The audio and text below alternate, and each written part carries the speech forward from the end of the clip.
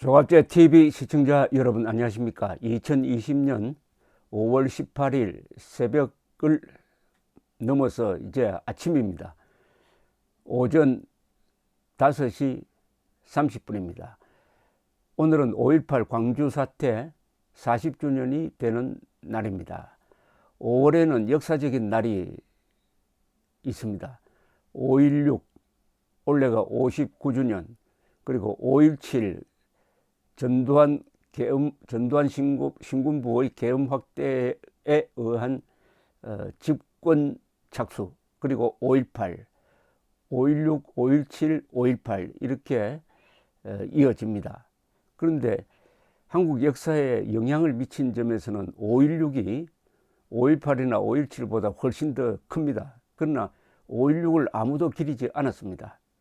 그 이유는 박정희 정신을 계승하는 정치 세력이 거의 사라졌다는 것이죠. 5.16은 형식은 군사 쿠데타지만 결과는 혁명이었습니다. 5.16은 쿠데타이기도 하고 혁명이기도 합니다. 쿠데타는 정권을 바꾸는 겁니다. 그러나 혁명은 세상을 바꾸는 겁니다. 5.16을 계기로 해가지고 대한민국은 세계에서 가장 가난한 나라가 바로 지금과 같은 선진국 또는 선진국 문턱으로 간 나라가 되는 길을 열었습니다. 5.18은 어떻게 보면은 좀 과잉입니다. 40년이 지났는데도 문재인 대통령은 어제 기자회견에서 언론사와 기자회견을 하면서 진실을 더 캐내야 된다고 합니다. 그런데 가만 듣고 있으면은 그것은 객관적 진실이 아니라 자신이 원하는 사실을 캐내야 한다는 이야기입니다. 그런데 그것은 없는 겁니다. 헬기 사격이 없었는데 헬기 사격이 있었다고 역사를 조작하는 데는 성공을 했어요. 송영무 국방장관의 비겁한 국군에 대한 자해, 헬기 사격 없었다는 결론을 내려야 하는데 그 보고서를 읽어보면은 2018년에 특조위가 한 보고서, 두툼한 보고서를 제가 밑줄 치면서 읽어보니까 이것은 결론은 헬기 사격이 없었다고 해야 됩니다. 왜냐하면 거기 등장하는 조종사들 단 한 사람도 헬기 사격이 있었다고 증언한 사람이 없습니다. 헬기 사격 명령은 내려왔다. 그러나 현장에 가보니 사격할 상황이 아니더라. 못하겠다고 했다. 그래서 명령이 내려오지 않았다. 이렇게 되어 있습니다. 그런데 결론을 헬기 사격이 있었다. 천인공노할 양민 학살이 있었다고 적어 놨습니다. 그래 놓고 단 한 사람의 부상자도 사망자도 적어 놓지 못했고 단 하나의 탄피도 증거로 제시되지 않았습니다. 무장 헬기가 한 번 쏘면요 수천 발이 나갑니다. 그 다음에 안매장설 집단 학살의 증거를 찾아내라고 합니다. 지난 1년 동안 그렇게 파도 안 나옵니다.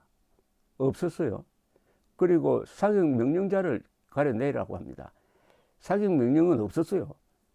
5월 21일 전남도청 앞에서 지키고 있는 공수부대를 향해서 차량이 덮쳐가지고 군인 한 사람이 깔려 죽었어요. 그때 비로소 장교들이 사격을 하게 된 겁니다. 또 시민 쪽에서도 무장을 해가지고 총격전으로 바뀐 거죠. 특히 전두환은 아무 관계 없습니다. 전두환을 사격 명자로 만들려고 아무리 해봐도 안 될 겁니다. 아마. 물론 조작을 하면 되죠. 근데 이미 조작에 성공을 했습니다. 헬기 사격 없었는데 헬기 사격 있었다는 조작을 해가지고 헬기 사격 없었다고 말하는 전두환 전 대통령을 지금 광주 법정에 세워가지고 치매 걸린 사람을 불러내려가지고 재판하고 있습니다. 잘못하다가는 이런 세상이 될지 모릅니다. 헬기 사격이 없었다는 사람이 감옥에 가는 세상이 한국에서 이루어진다면 그때부터는 대한민국은 독재에서 전체주의 국가, 북한식 전체주의 국가로 넘어갑니다. 문재인 대통령이 뭐 벤치마킹 할 게 없어가지고 김일성의 역사 조작을 지금 따라가는 겁니까? 더구나 역사 조작 하나가 지금 성공하려고 하는 거 있죠. 대한민국은 건국된 적이 없다. 그래서 생일이 없다. 건국 기념일 없다. 해방기념일만 있다. 그리고 세계가 다 인정하는 유엔 총회가 인정한 결의문, 바로 1948년 12월 12일 유엔 총회가 대한민국은 공정한 선거를 통해서 건국되었으므로 한반도 전체의 유일한 합법 정부다라고 결의안을 통과시켰는데, 영어가 뻔히 있는데 그걸 조작을 해가지고 한반도가 아니고 38도선 남쪽에서만 유일한 합법 정부다라고 조작한 자를 대한민국 역사박물관장으로 임명을 하고, 교과서에도 그렇게 지금 조작을 하고 있습니다. 5.18 오늘 기분이 착잡한 게 역사 조작이 이루어지고 있고, 이것이 국민들의 양심의 자유까지 지금 침해하려는 단계에 이르렀습니다.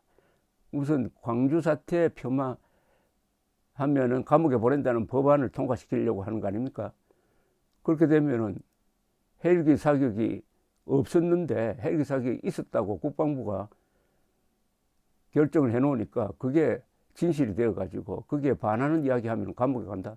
이번에 만약 전두환 전 대통령에게 유죄가 선고되면은 앞으로 헬기 사격 없었다는 이야기, 진실을 이야기하면은 감옥에 간다. 그때부터 대한민국은 민주공화국의 간판을 내려야 되는 것 아닙니까? 저는 광주 사태와 매우 관계가 깊습니다. 저희 개인사가 저는 1979년 12.16 사건의 단초가 된 10월 16일 부마 사태 때부터 취재를 해왔습니다. 부마 사태 열흘 이후에 12.16 사건이 났어요. 그 다음에 달을 넘기고 12월에 들어가니까 12.12 사건이 났습니다.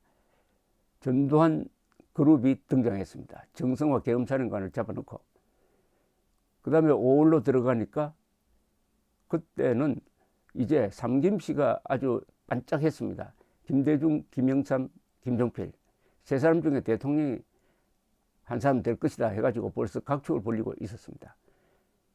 그러나 제2차 석유 쇼크로 해가지고 경제가 침체되었습니다.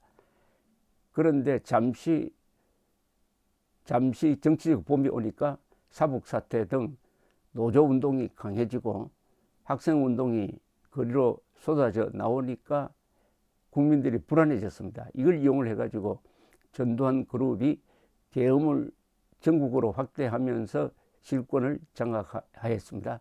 거기에 반발한 5.18 광주 사태가 일어났습니다. 그 과정에서 저는 광주 사태가 나자 부마 사태를 취재를 했으니까 광주 사태 취재하러 한번 가자 해서 광주에 갔습니다.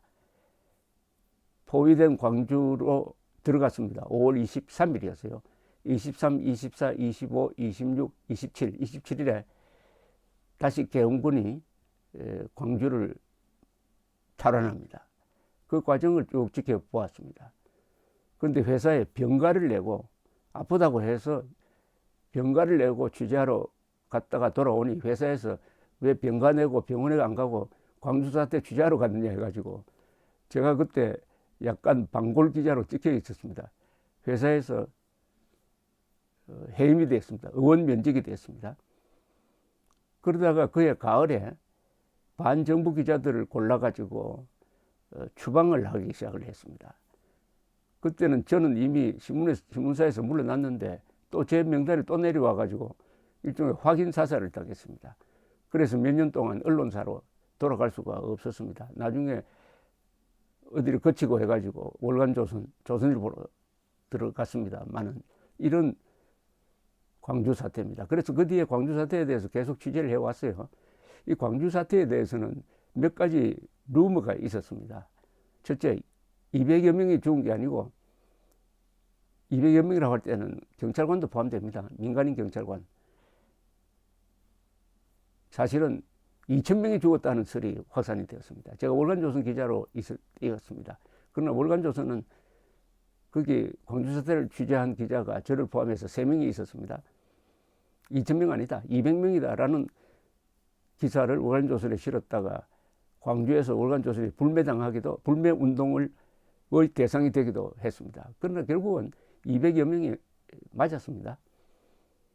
또 광주 사태와 관한 루머가 북한군 600명이 들어왔다. 이것은 이상한 사람들이 최근에 만든 썰이고 그것도 물론 부정되었습니다.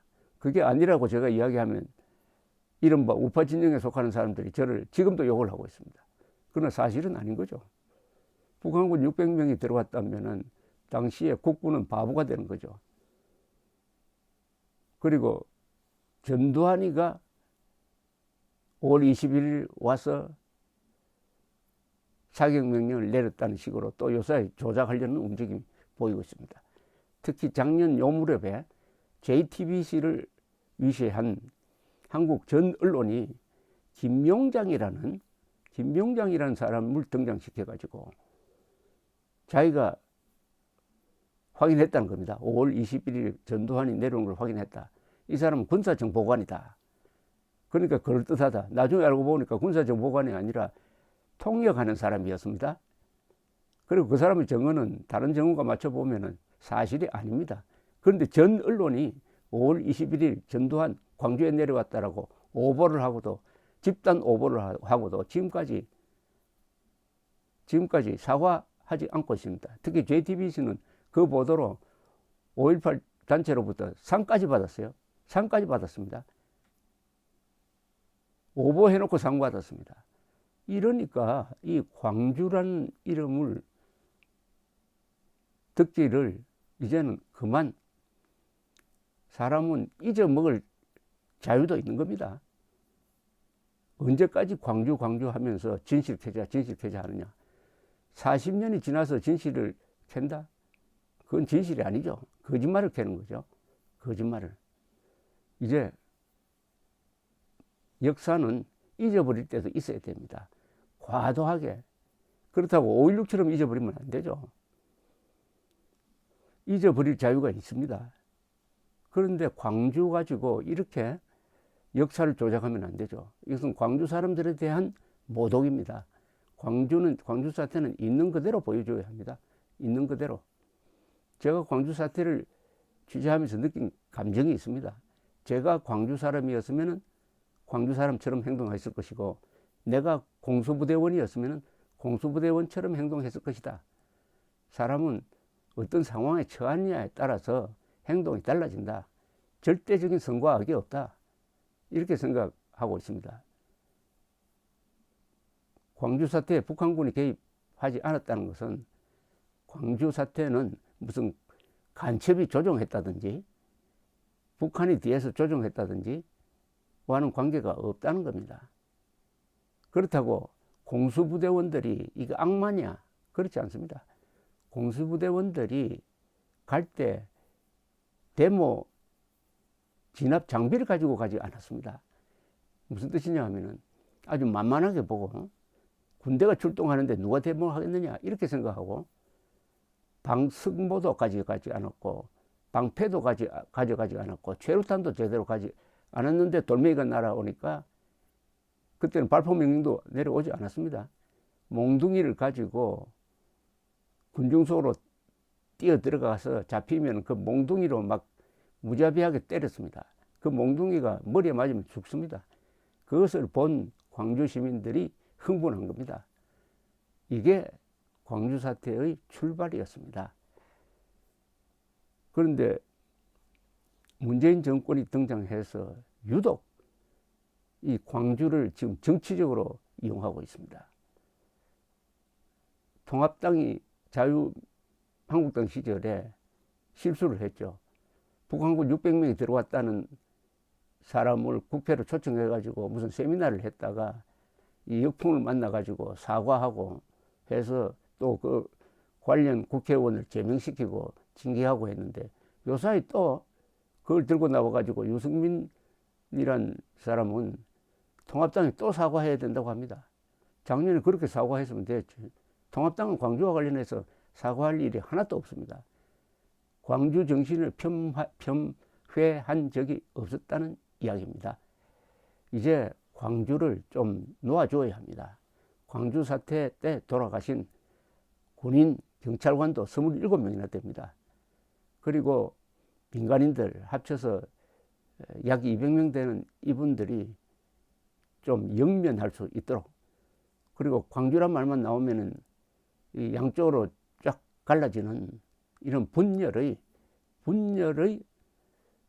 계기가 아니라 그야말로 화합의 계기가 될 수 있도록 하려면은 이제는 광주를 그만 잊어야 합니다. 잊을 때도 되었습니다. 문재인 대통령이 하는 식의 그런 진실 폐기는 역사 조작으로 되어가지고 대한민국을 또다시 분열시킬까 겁이 납니다. 자해할 때입니다. 자중자애. 감사합니다.